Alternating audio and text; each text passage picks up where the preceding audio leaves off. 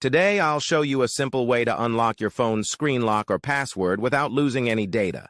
The best part? It's free and easy, even if you're not a tech expert. Just follow these steps, and you'll be able to unlock any phone hassle-free. Let's get started. You can unlock your phone's screen lock or password using a special code. You will need to press on emergency call, and then you must enter a code. This code is unique to each type of phone and is provided by the phone manufacturer. In this video, we're using a code that works specifically for the type of phone we're demonstrating. Here's how you can get the code. Visit this website that provides unlock codes for free using a unique method. And that's it. Now you can unlock your phone without losing any data. See you in the next video. Bye.